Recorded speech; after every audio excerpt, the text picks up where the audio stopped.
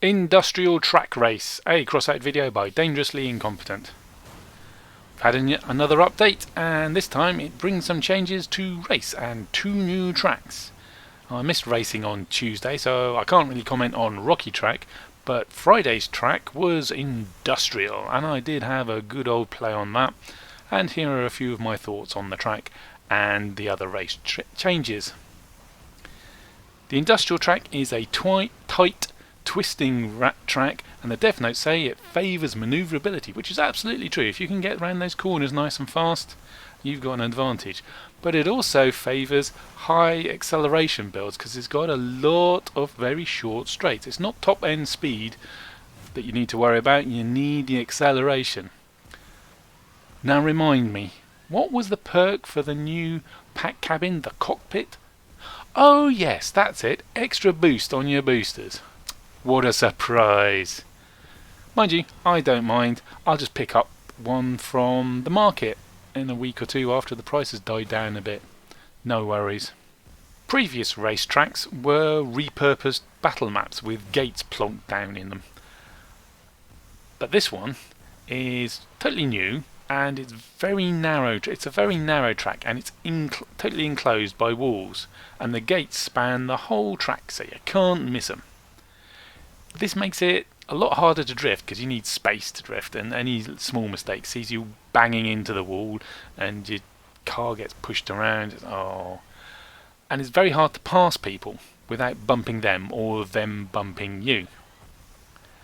But if you tend to go fast and crash a lot, it's great because if you lose control you just bounce back off the wall and you're back in the race, provided you can make yourself point in the right direction. And be the right way up also helps. And you're back in the race. Push, off you go.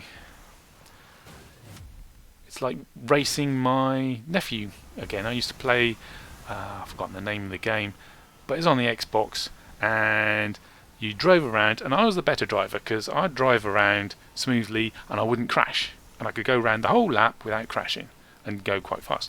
But my nephew, he'd just crash all the time, but he'd just bounce off the Armco and back into the race, and he used to beat me that way, even though I was driving better than him. Anyway, back to this track. I do like the lots of turns and the short straights, because that means that top end speed isn't the prime winner. It makes it more competitive for more people. But I don't like the enclosed track and the bouncing around.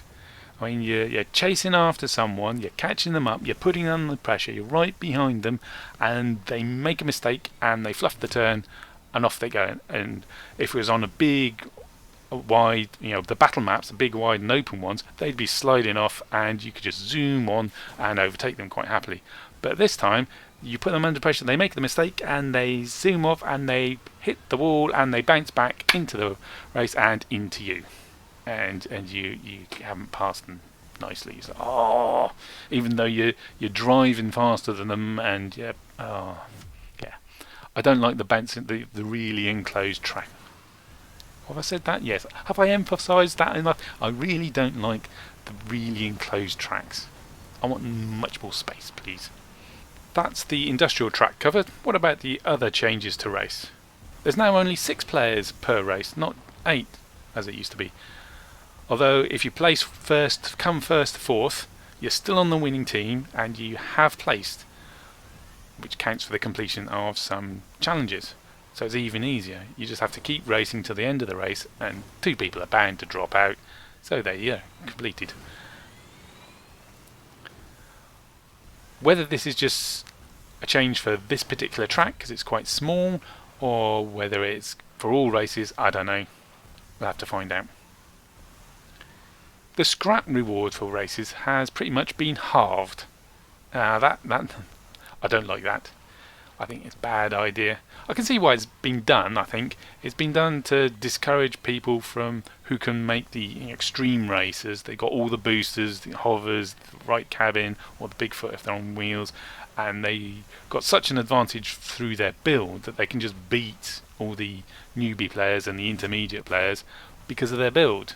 And then they just play again and again and again and again and get loads of rewards. So why not cut down the rewards, so they halve the scrap. I think that's why they've done it.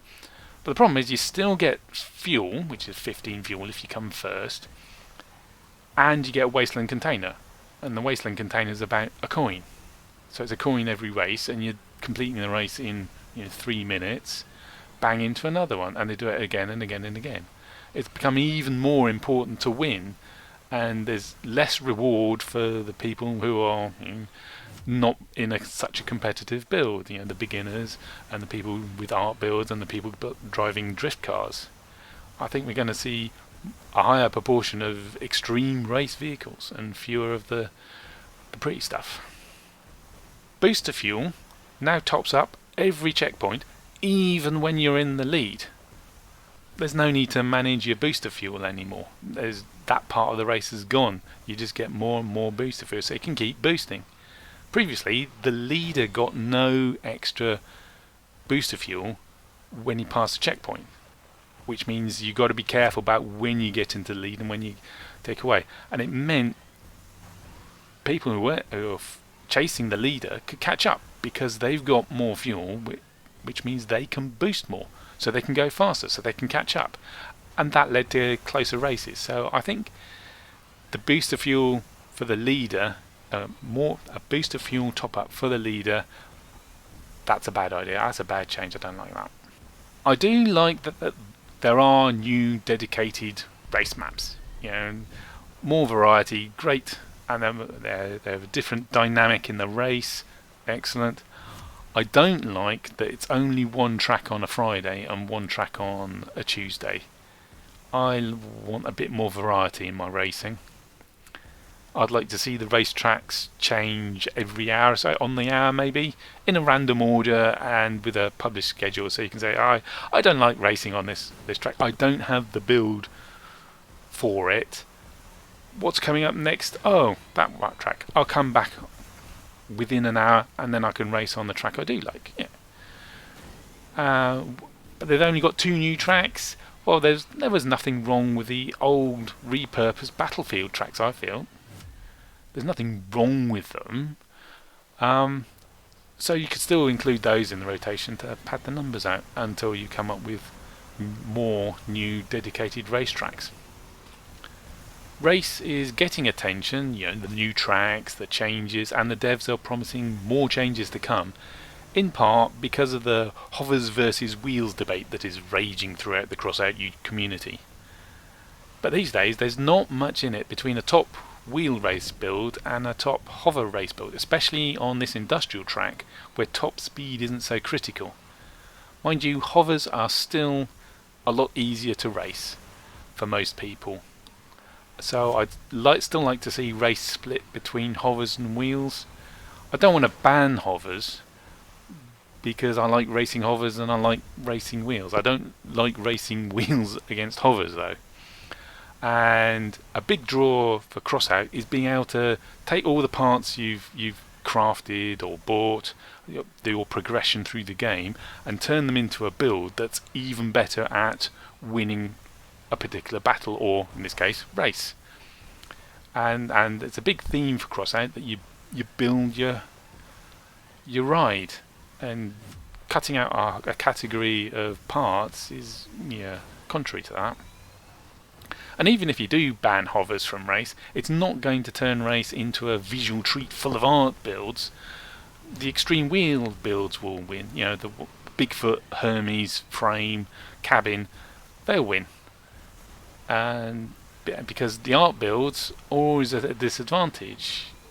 They've put structure parts on for the art, not for winning race reasons, and more structure means more mass, and more mass means less acceleration. You're not going as fast, you're less likely to win.